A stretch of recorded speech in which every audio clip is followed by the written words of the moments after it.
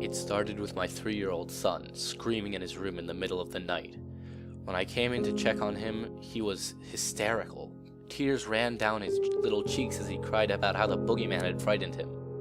I let him sleep with my wife and I for the night, thinking it was all just a bad dream.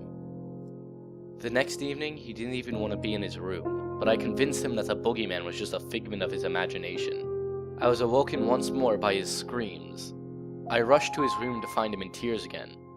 On the third night, I set up a camcorder in his room in order to show him that there was no monster. That evening, there was no screaming and no crying. I was refreshed when I woke up in the morning after having gotten my first good night of sleep in 3 days. However, my son did seem fatigued.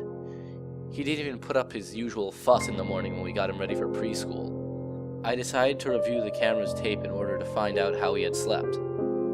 I'll never forget what I saw. At around 2 a.m. when my son was asleep, his closet door slowly creaked open.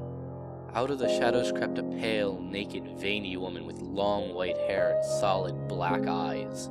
Her body was bony and frail, like that of a Holocaust survivor.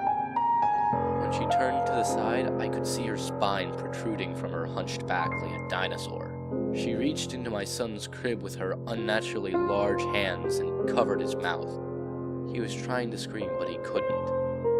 The palm of one of her hands easily enveloped his head, muffling his cries. She snatched him up with the ease that a person of her frame should not have had, then walked back into the closet with him in her arms. An hour later, she returned with what looked like a wriggling maggot the size of a duffel bag, and placed it in my son's bed before retreating once more into the closet. Over the next 2 hours, I watched it twist and writhe while it grew and mutated until it looked just like my baby boy. Once the transformation was complete, it got out of the bed and slipped on a pair of his pajamas, then slid back between the covers and waited for us to come in. I don't know what left with my wife this morning, but it was not my son.